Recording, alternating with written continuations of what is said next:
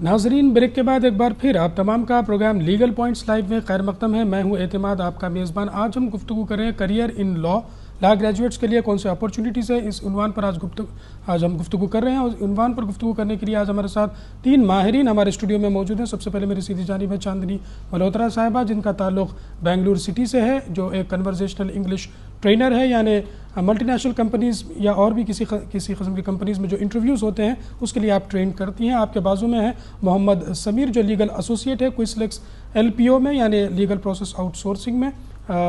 आपका ताल्लुक़ डिस्ट्रिक्ट परभनी महाराष्ट्र से है। उनके बाजू में है सीनियर कानूनदा मोहम्मद अब्दुल्ला साहब, जो असिस्टेंट प्रोफेसर है। गुज़िश्ता 25 सालों से आप बहैसियत प्रोफेसर अपनी खिदमत अंजाम दे रहे हैं। आपका ताल्लुक़ हैदराबाद से है। एक कॉलर को मैं शामिल करता हूं, देखते हैं कौन साहब और क्या जानना चाहते हैं। हेलो। हेलो जी, I am Neha from Nampally. Neha from Nampally, okay, yes my please. First question is for Chandni Malhotra. Yes What yes, should be the dress code for girls at the time of interview in MNCs? And Dress what are the code, do's okay, okay. and don'ts? Yes And my second question is for Mr. Samir sir. Yes please. We have been reading in the newspaper that most of the female employees of MNC is becoming the victim of rape. Victim of Is it rape. safe for girls working in MNC? What MNC is doing for the safety of their employees? Okay, And what is your opinion on this issue, please? Sameer's opinion और mine opinion. On this, sir opinion. Okay, Sir okay. opinion. Yes, thank you Neha for calling in our program. Just keep watching our program. Definitely, चांदनी मल्होत्रा साहिबा, first मैं आपको ही दरख्वास्त करूँगा, dress code multinational companies में अगर interviews के लिए जाएं, लड़कियां जाएं, तो किस किस्म के उनको ड्रेस कोड अपनाना चाहिए? MNCs में लड़कियों के लिए ड्रेस कोड ऐसे ऑलवेज बी सिंपल। जी you should preferred formal wear रहना चाहिए, and no revealing clothes, no transparent clothes. I have seen that girls when I have done interviews, they always put a lot of flowers in their hair and lot of bangles. You have to remember, please keep in mind कि आप कोई शादी पे नहीं जा रहे हैं, it is an interview you are going for, so एक dressing should be like, even if it's jeans with a formal shirt is preferred, or even Indian outfits are perfectly fine, but make sure कि वो जो साड़ी है it's well tied, clean, and most important, please ma'am, this is for everybody, make sure even if it is an ordinary any dress, it is stain free, well ironed, and you present yourself very well, your hair is groomed, no oil. So basic focus should be that you are well groomed and look clean and presentable. No shining कपड़े नहीं रहना चाहिए, और जैसे मैंने बोला bangles और heavy jewellery. मेरे साथ मैंने बहुत इंटरव्यूज करे हुए हैं, तो वहाँ पर यही प्रॉब्लम होती है, एक तो या तो शाइनी कपड़े हो जाएंगे। तो आप ये कहना चाह रही हैं कि अगर ड्रेस कोड भी अच्छा ना हो तो उनको वहाँ पर हायर नहीं किया जाएगा? Very much, it is very not very much possible, it happens, it is a very common practice. एक जब आप इंटरव्यू के लिए जा रहे हैं, you have to remember that you are not going there for a matrimonial alliance. That is a very common thing which has happened. Now, you're not going for a matrimonial alliance, या आप कोई party के लिए नहीं जा रहे हैं, you are going there for from a professional point. So right from the top, minute आप enter करते हैं, right from your footwear to top, this is applicable to boys and to girls. That right from your shoes से ऊपर तक, आप जब कोई enter लेता है, आपने देखा होगा इंटरव्यू के लिए ऑलवेज नजर नीचे से जाती है, interviewer is always busy doing something and नजर ऊपर से उस पर हम जरूर गुफ्तगू करेंगे। फिलहाल जो नेहा का सवाल है उसमें ड्रेस कोड जो है वो बिल्कुल सादा सीधा होना चाहिए। It should be simple, I mean it's a salwar kameez, a cotton suit और a sari well draped, not a chiffon or chiffon with nothing which is sticking to your body. जी। And अगर फॉर्मल वेयर भी पहने तो जीन्स और trousers with a formal shirt. मैं आपको इस पर जरूर और कहने के लिए कहूँगा, लेकिन इससे पहले एक सवाल मैं ले लेता हूँ। हेलो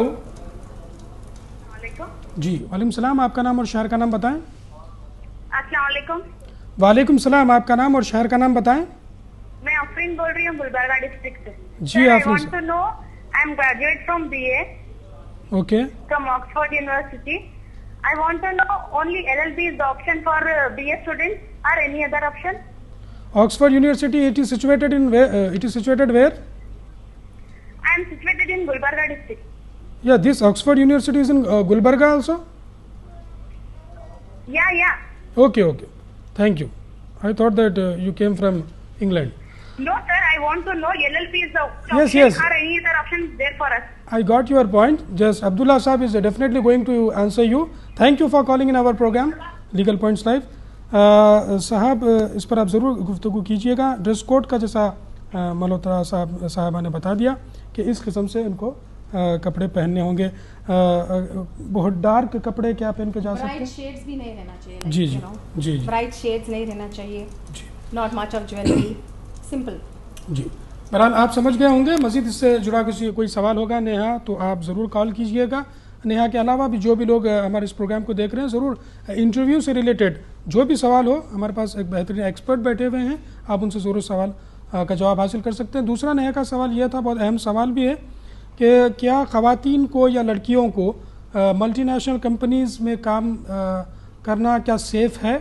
समीर से ये जवाब तलब करना चाहती हैं क्योंकि वो भी एक MNC में काम करते हैं। मैं समीर से दरख्वास्त करूंगा कि इस पर आप क्या कहना चाहेंगे, क्या लड़कियों की वहाँ पर बिल्कुल सिक्योरिटी होती है या क्या है?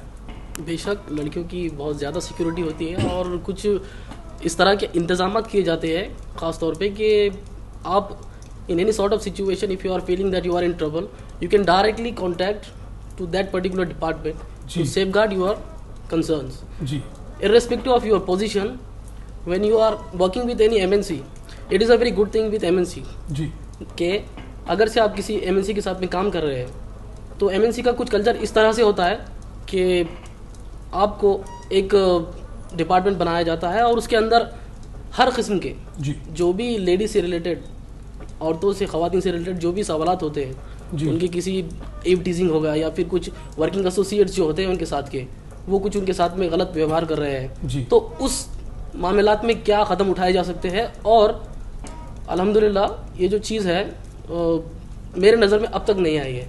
और अमूमन बड़ी MNCs में ये चीज़ होती है कि वहाँ पे सेफगार्ड किया जाता है। जैसे कि हमारी जो खुद एक कंपनी है जहाँ पे मैं काम करता हूँ, वहाँ पे मैंने खुद एक नोटिस किया है कि बहुत ज़्यादा हद तक ये सेफगार्ड किया जाता है और लॉज भी एग्जिस्ट है इंडिया में जो सेफगार्ड करते हैं। तो ऐसी कोई दोहरा नहीं है कि आपको सेकेंडरी ट्रीटमेंट मिल रही है या आपने डरना चाहिए। और मैं तो कहूँगा कि ख़वातीन ने बाहर आना चाहिए और काम करना चाहिए, अपॉर्चुनिटीज़ का भरपूर मौका उठाना चाहिए। चांदनी मल्होत्रा साहिबा इस पर कुछ कहना चाहेंगी कि क्या वहाँ पर MNCs में लड़कियों का काम करना अच्छा है? या बिल्कुल ठीक है। I don't think there is anything wrong in working in an MNC। अब होता है, I think I understand the ladies issue के रिसेंटली भी हुए थे कुछ eve teasing and you know the victimized, but you in MNCs especially, I think maybe she was focusing on the night shifts, but even in night shifts में pick up and drop facilities are there in all MNCs.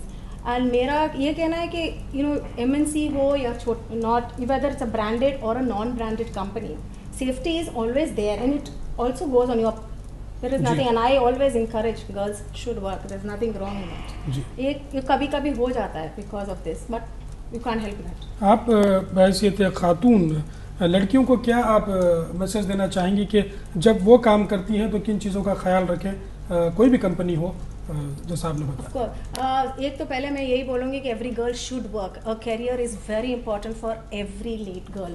Whether you know, and education is compulsory. I am always for that. Education is compulsory so that you can fend for yourself any time in life. और उसके अलावा whether it is you know working in an MNC or a small company, it is very important that you look after yourself. अब you know I am sorry to say this, but if sometimes you are you know provoking somebody, then you cannot blame anybody. But you should know how to interact, the way you sit, the way you talk with your colleagues, the way you behave, and your dressing. जैसे madam ने पूछा था, dressing is very important again. अगर आप dressing ठीक नहीं हो तो it is natural, it will happen. See, सही में nobody is perfect, nobody is like a god. So थोड़ा बहुत incidents होते हैं, मगर every girl should look after herself from the point of her dressing and how she talks, how she sits, how she behaves with her colleagues, the male colleagues.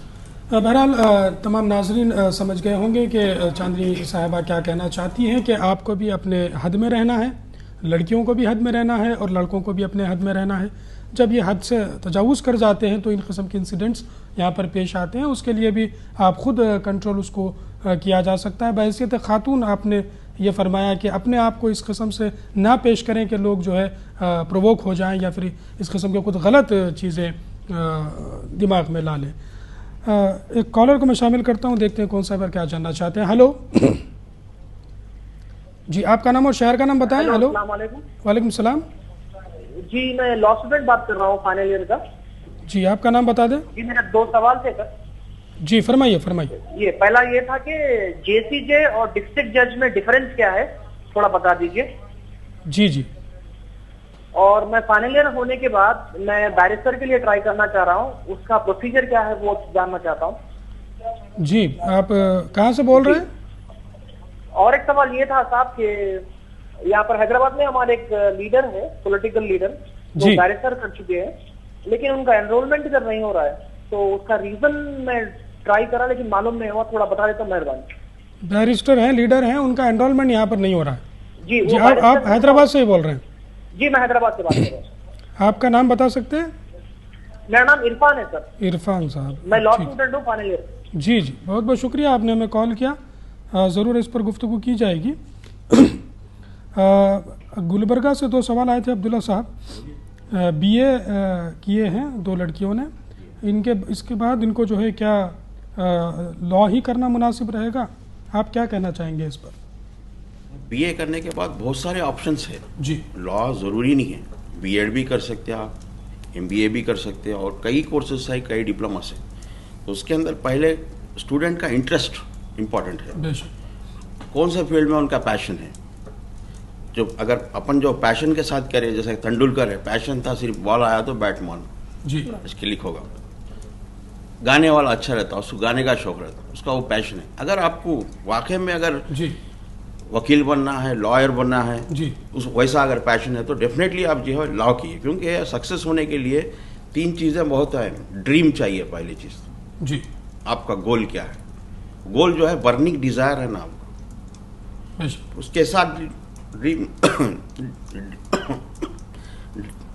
जी, मैं गुफ्तगू जारी रखूंगा। Dream के साथ जी प्लान, जी, dream plus plan. अब जैसा कि मिसाल के तौर पर ड्रीम जो है आपका वकील बनना है जी, तो उसके लिए प्लान क्या करना है, आपको LLB करना है। तो LLB कौन से कॉलेज से करेंगे? LLB आप क्या नेशनल लॉ स्कूल से करेंगे या नहीं तो स्टेट यूनिवर्सिटी, वो ऑप्शन। प्लानिंग करना, प्लानिंग के बाद तीसरा जो अहम है एक्शन जी, because thinking is easy, to put one thought into action is very difficult thing. ये 3 अगर हो गए, dream plus plan plus action, जी, then definitely you are successful. जी, तो BA के बाद जैसा कि आपने आफरीन साहिबा ने भी कॉल किया था और एक मोहतरमा ने कॉल किया था कि LLB बेस्ट ऑप्शन हो सकता है। अब्दुल्ला साहब के ताल्लुक से मैं और एक बात आपको बताना भूल गया कि आप रिसर्च स्कॉलर भी हैं उस्मानिया यूनिवर्सिटी से, ATM वगैरह रिसर्च कर रहे हैं। आप हाल ही में कनाडा भी वहाँ पर जाकर आए हैं इस सिलसिले में, रिसर्च के सिलसिले में। तो इस किस्म से जैसा साहब ने फरमाया है, मैं साहब से फिर दरख्वास्त करूँगा कि BA के बाद लड़कियाँ, जैसा कि दोनों कॉल किया था, कि इनको LLB करना कहाँ तक आपकी नज़र में मुनासिब है? क्या अपॉर्चुनिटीज़ ख़वातीन को मिल सकते हैं LLB में? LLB के बाद देखिए जो मौके बॉयज़ को मिलते हैं, गर्ल्स को भी वही मौके हैं जी। कोई जेंडर वो तो नहीं है इसके अंदर जी, लेकिन वहाँ पर भी अभी भी जो बोला मैं इंटरेस्ट के ऊपर है। लॉ करने के बाद अगर आपको प्रैक्टिस करना है तो एनरोल कर दीजिए जी, एनरोलमेंट करके आप किसी सीनियर के पास ज्वाइन करके आप प्रैक्टिस करके कोर्ट में कर सकते हैं। या उसके बाद अगर नहीं करना चाह रहे तो आप लीगल एडवाइज़र बन सकते हैं, कॉरपोरेट सेक्टर्स में जा सकते हैं, या आप गवर्नमेंट में जाना है तो आप जो है डिपार्टमेंट ऑफ लीगल अफेयर्स है, एग्ज़ाम्स लिख के आप गवर्नमेंट में जा सकते हैं, या आप जो है ये टेलीविज़न चैनल्स में रिपोर्टर्स बन सकते हैं, पेपर्स में रिपोर्टर्स बन सकते हैं, या फिर LLM करके टीचर बन सकते हैं। लेक्चरशिप भी आप की जा सकती है। इसके अलावा भी बहुत सारे प्रोफेशंस हैं, जैसा कि आप गवर्नमेंट प्लेडर बन सकते हैं, पब्लिक प्रोसिक्यूटर बन सकते हैं। JCJ डिस्ट्रिक्ट जज का भी एक सवाल आया, ज़रूर इस पर हम गुफ्तगू करेंगे। LPO जो हमारा आज का अहम उन्वान भी है, इस पर भी मैं समीर से दरख्वास्त करूँगा कि ये LPO में किस किस्म का जॉब होता है, लॉ ग्रेजुएट को क्यों यहाँ पर चुना जा रहा है, इस पर आप रोशनी डालिए। लॉ ग्रेजुएट को प्रेफरेंस देने का मकसद इस इंडस्ट्री में ये होता है कि जो नेचर होता है काम का जी वो पूरा लीगल होता है। और बीइंग अ लॉ स्टूडेंट जो मजमून होता है लॉ का वो एक लॉ ग्रेजुएट अच्छे से जानता है। जी भले ही लॉ वहाँ का और यहाँ का अलग हो, लेकिन जो सब्सटेंटिव जो लॉ होता है वो ऑलमोस्ट सिमिलर होता है। जी उसके मुताबिक बहुत सारे जो काम होते हैं जैसे तो कि किस किस्म के कॉन्ट्रैक्ट काम से मैनेजमेंट का तो जो इस पर है। जरूर गुफ्तगू जारी रखूंगा। एक कॉलर को शामिल कर लेते हैं, देखते हैं कौन सा पर क्या जानना चाहते हैं। हेलो, आपका नाम और शहर का नाम बताएं। जी मेरा नाम सिबगत है और मैं श्रीनगर से बोल रहा हूँ। जी साहब फरमाइए, सवाल बताइए। जी मेरा नाम सिबगत है और मैं श्रीनगर से बोल रहा हूँ। जी सिबगत साहब फरमाइए, सवाल बताएं। जी पहला सवाल है मेरा, इंडिया में एलपीओज कहाँ कहाँ हैं? जी दूसरा सवाल है एलपीओ एंट्री प्रोसीजर क्या है? एलपीओ का एंट्री प्रोसीजर प्रोसीजर कैसे जाते हैं एलपीओ? जी जी जी इसी के साथ तीसरा सवाल है सैलरी क्या मिलती है और वेदर एडवोकेट लाइसेंस चाहिए इसके लिए एलपीओ में जाने के लिए कि नहीं? जी जी बहुत बहुत ये शुक्रिया मेरा सवाल है। जी फरमाइए, और कुछ? बस शुक्रिया। ठीक है, बहुत बहुत शुक्रिया सिबगत, आपने हमें श्रीनगर कश्मीर से कॉल किया। ज़रूर इस पर गुफ्तगू की जाएगी। मैं समीर साहब से ये दरख्वास्त करूँगा कि जैसा कि आप फरमा रहे थे कि एलपीओज़ में किस किस्म के काम होते हैं, पहले तो आपने बता दिया कि एलपीओज़ में लॉ ग्रेजुएट्स को क्यों चुना जाता है, क्योंकि कानून कहाँ का भी हो उनको समझने में आसानी होती है कि किस किस्म से क़वानीन बनाए गए हैं। मैं समीर साहब से दरख्वास्त करूँगा कि एलपीओज़ में किस किस्म का जॉब होता है, इस पर आप रोशनी डालें। देखिए आपको एलपीओज़ में तो जो है किसी कोर्ट में आपको जाना नहीं है जी।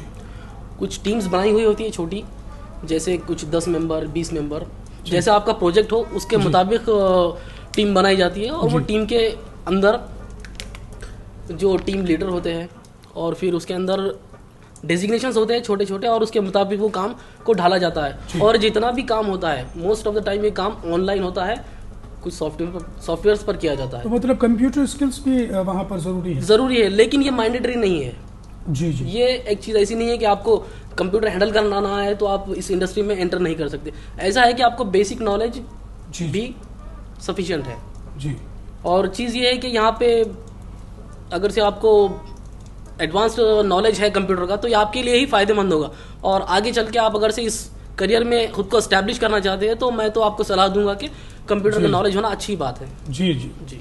मैं एक और कॉलर को शामिल करता हूँ, देखते हैं कौन सा पर क्या जानना चाहते हैं। Hello sir, good evening sir. Good evening sir, my question is that your good name please. I am Sukumar sir from Hyderabad advocate sir. Yes Sukumar, yes please. Sir, recently I have completed my law sir LLB. Okay. I am 45 years old. Very good. I am working for a charitable trust as an administrator in an organization, sir. Okay. Sir, my question is that may I get any opportunity Yes. to work in LPO, sir? Achha, you too interested to join LPO. Yes, sir, as you said, Sukumar, you are an administrator. Then why you want to join LPO? Can you tell me, sir, please? I came to know that they are having good salary, sir. Offering. Yes. That is the important point. A good salary. LPO. Yeah.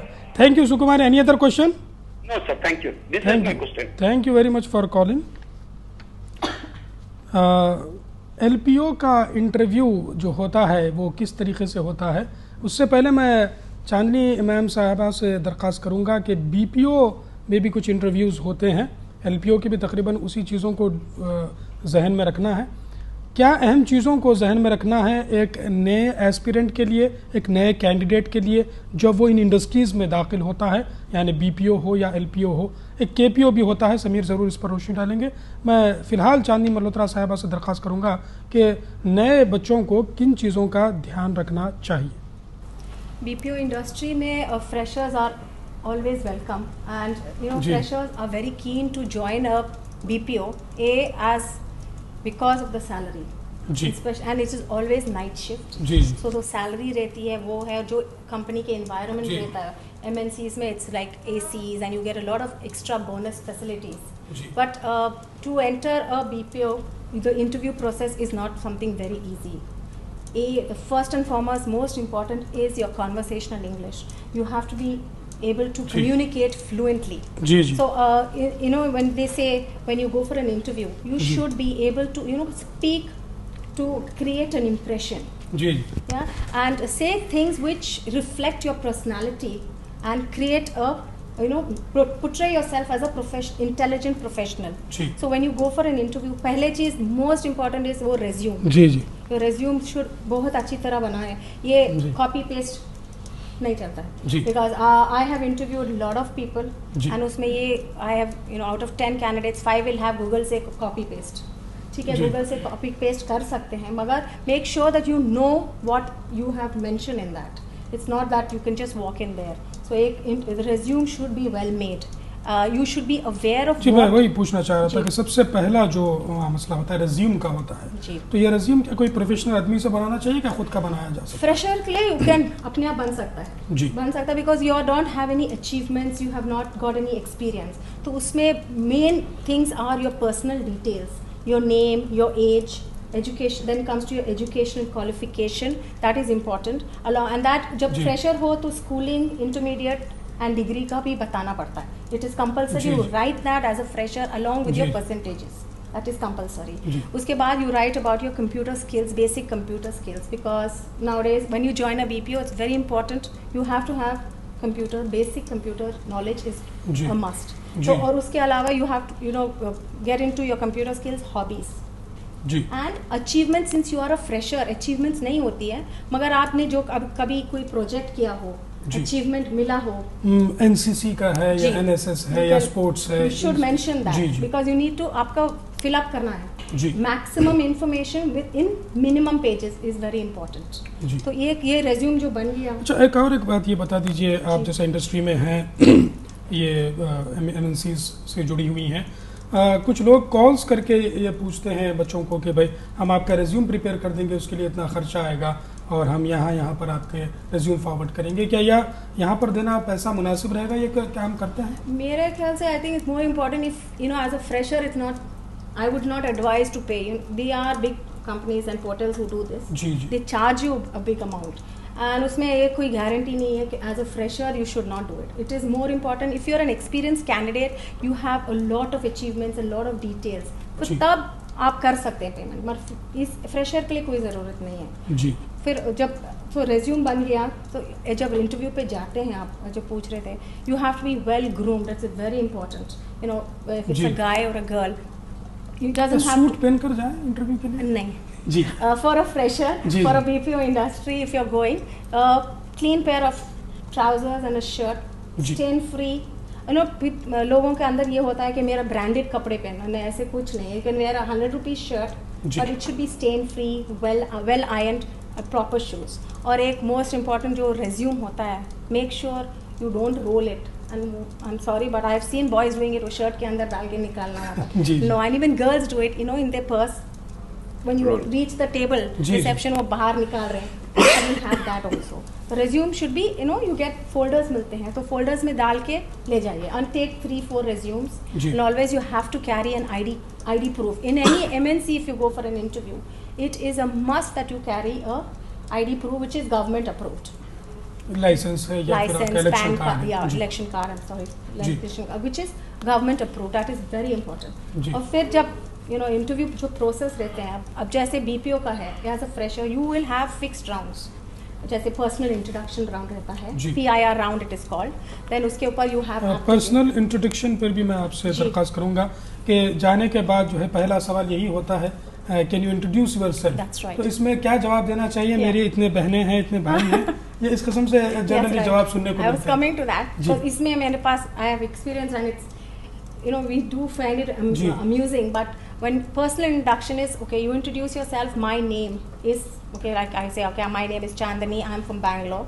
You talk about yourself. ये बहुत time हुआ है. Family background नहीं करना. I have one mother, I have one father. That is, you know, very common. I have one mother, one father, one brother, one sister. That is very common because again, like I just said, वहाँ पर आप नौकरी के लिए गए हैं, matrimonial alliance के लिए नहीं गए. जी. तो किसी को ये इंटरेस्ट नहीं है आपके क्या. और एक दूसरी चीज़, I have come for this job. I need this job because I need money to get my sister married. No. जी. ये किसी को कोई, you will be rejected outright. You know, in personal introduction round, you introduce yourself, like your name. Hi, I'm Chandini Malhotra. I have come from Bangalore. I have done my, I'm a graduate in business in a BA. In this year, you give the years. Give you most important that you should be able to speak fluently as a fresher. जी, इस पर ज़रूर गुफ्तगू जारी रखूंगा। एक collar को शामिल कर लेते हैं, देखते हैं कौन सा और क्या जानना चाहते हैं। हेलो, आपका नाम और शहर का नाम बताएं। हेलो, अस्सलाम वालेकुम। वालेकुम सलाम, आपका नाम? हेलो जी, आपका नाम और शहर का नाम बता दें। मेरा नाम नसरीन है, मैं करीमनगर से बात कर रही हूँ। जी, फरमाइए। सर, एक्चुअली मैं बीटेक कर रही हूँ। क्या बीटेक स्टूडेंट्स एलपीओ जॉब कर सकते हैं? बीटेक स्टूडेंट्स एलपीओ जॉब कर सकते हैं। बीपीओ में भी करना चाहेंगे आप job? BPO not interested, but LPO के बारे में पूछना है मेरा सवाल। एलपीओ के रिलेटेड ठीक है। क्या बीटेक स्टूडेंट्स को अपॉर्चुनिटी है? जी जी, बहुत बहुत शुक्रिया। इसके अलावा और कोई सवाल? नहीं, शुक्रिया। अगर आप इसका जवाब दे देंगे तो बहुत जी जी, बहुत शुक्रिया, आपने हमें कॉल किया। मैं चांदनी मल्होत्रा साहिबा से डिस्कस कर रहा था, लेकिन चूंकि आपने सवाल किया है, छोटा सा जवाब है। मैं समीर से दरख्वास्त करूंगा कि बीटेक स्टूडेंट्स एलपीओ में जॉब कर सकते हैं? जी नहीं, इसका जवाब सरासर ना है, क्योंकि मैंने आपको पहले ही कहा था जी, लीगल नॉलेज होना बहुत ज़रूरी है। तो एलएलबी लॉ ग्रेजुएट्स को एलएलबी मस्ट है इसके लिए जी। और ऐसा नहीं है, एलपीओ में कुछ अलग किस्म के काम होते हैं, वहाँ पे बीटेक के भी ग्रेजुएट्स को प्रेफरेंस दी जाती है, जैसे कि एडमिन वगैरह होते हैं। लेकिन फिर मैं कहूँगा कि वो तो हर कंपनी में जॉब होती है। सही। तो एलपीओ में नसरीन साहबा, एलपीओ में चूंकि वो लॉ ग्रेजुएट्स के लिए बनाया गया है, बीपीओज और केपीओज करके होते हैं। जैसा मैम फरमा रही हैं कि इंटरव्यूज़ के आपको क्या डूज एंड डोंट्स है, उसको आप देखिएगा। बीपीओ अगर ज्वाइन करना चाहती हैं तो जैसा मैडम ने फरमाया था प्रोग्राम के बीच में कि बीटेक्स जो प्रोफेशनल कोर्सेज के लोग होते हैं, बीपीओज में जनरली उनको जॉब नहीं दी जाती। हालांकि हमको ऐसा लगता है कि उनको जॉब दिया जा रहा है, लेकिन उनके दिमागों में ये बैठा हुआ होता है कि आपको जब कभी अच्छा ऑफर मिल जाए तो आप उनके जॉब छोड़ देंगे। तो ये जॉब छोड़ने से ये प्रॉब्लम हो जाती है कि फिर उनको इंटरव्यूज़ कंडक्ट करने पड़ते हैं, फिर तमाम चीज़ें उनका सर दर्द बन जाता है। तो इसलिए वो लोग प्रोफेशनल लोगों को इसमें हायर नहीं करते। इंटरव्यूज़ पर एक और कॉलर को मैं शामिल कर लेता हूँ, देखते हैं कौन सा पर क्या जानना चाहते हैं। हेलो हेलो, अस्सलाम वालेकुम। वालेकुम सलाम, आपका नाम और शहर का नाम बताएं। जी, मोहम्मद इरफान, आदिलाबाद। जी इरफान साहब, फरमाइए। जी, वक्फ के बारे में एक सवाल पूछना था। जी वक्फ की जमीन को एक टाइम से करा हम लोग कर रहे जी जी, तो उसकी हमको नोटिस भी आई हुई है। जी जी, तो क्या वक्फ की जमीन की लिए इसके लिए क्या करना चाहिए? ठीक है, बहुत बहुत शुक्रिया इरफान साहब, आपने हमें आदिलाबाद से कॉल किया। आज का हमारा उन्वान तो नहीं है, लेकिन मैं अनकरीब वक्फ एक्ट पर गुफ्तगू करने वाला हूँ। एक प्रोग्राम हम ज़रूर करेंगे, इसमें भी आप एक बार ज़रूर कॉल कर लें तो बेहतर होगा। इंटरव्यूज़ पर चांदनी मल्होत्रा साहब आप फरमाइए। तो वैसे जो PIR राउंड रहता है, personal introduction round, that is the first round which you speak confidently with correct English. अब व्हेन यू से करेक्ट इंग्लिश, पीपल से ma'am how can I get ready for an interview so fast? It's basically few sentences to introduce yourself is very important, क्योंकि PIR round में अपना personal introduction दे देते हैं। उसके बाद they can even give you just a minute. It's called jam session, just a minute. You're given any topic and you're supposed to talk on it. Maybe your favorite color, favorite destination. So उसमें भी it's like 30 seconds. But conversational English is important. Your communication skills are very important in any BPO. जी। तो इसमें you have to be able to communicate very fluently. तो एक round जो होता है एक PIR राउंड, फिर जैम राउंड रहता है, then there you have aptitude, then you have a voice and accent round. This is always in any MNC if you go for a BPO job. बेशक multinational companies को जो हमारे हुकूमतों ने इजाज़त दी, यहाँ पर आकर के वो लोगों ने मल्टीनेशनल कंपनीज़ कायम किए, जिसकी वजह से LPOs, BPOs, बेशक इन कंपनीज़ की वजह से जहां हमारे पास 2-3 हज़ार रुपये सैलरीज़ आज से 10 साल पहले हुआ करती थी, आज वही लोग 20-30 हज़ार रुपये कमा रहे हैं। ये भी हमारी हुकूमतों ने किया है। बेशक आप हमेशा ये जहन में रखिए कि हुकूमत क्या नहीं कर रही है, इसको आप ध्यान न दें। बेशक हुकूमत बहुत सारी चीज़ें करती है। हमारा मुंसिफ चैनल का और ख़ुद मेरा पर्सनली भी ये एक ओपिनियन है कि हमेशा ये देखना होगा कि हम मुल्क के लिए क्या कर रहे हैं, मुल्क हमारे लिए क्या कर रहा है, ये हमें देखना नहीं है. What you are doing in your individual capacity towards your country, and do not think that what country is doing for you. Country तो आपको नेशनलिटी दी है, आपको बहुत सारी चीज़ों से बचाया है, ये तमाम चीज़ें आपकी कंट्री करती है. दोस्तों, बेशक कई सवालात आपके जहन में होंगे, उससे ज़्यादा जवाबात हमारे लीगल एक्सपर्ट्स और यहाँ पे और एक एक्सपर्ट भी बैठी हुई हैं इनके पास भी, लेकिन मुझे वक्त इसकी इजाज़त नहीं दे रहा है कि इस प्रोग्राम को मैं मज़ीद करूँ, आगे बढ़ाऊँ. लेकिन मैं उम्मीद करता हूँ कि अगर अगले हफ्ते भी हमारे इन 3 माहिर का टाइम मिल जाता है तो हम ज़रूर इस प्रोग्राम को अगले हफ्ते भी करने की कोशिश करेंगे. अब मुझ पर वाजिब है कि आप तमाम नाजरीन की तरफ से, लीगल पॉइंट्स लाइव की पूरी टीम की तरफ से मैं हमारे आज के मेहमानों का शुक्रिया अदा करूं. बहुत बहुत शुक्रिया. Thank you very much for all 3 of you for coming this show. अगर टाइम मिलता है तो हम नेक्स्ट वीक भी इसको करने की कोशिश करेंगे.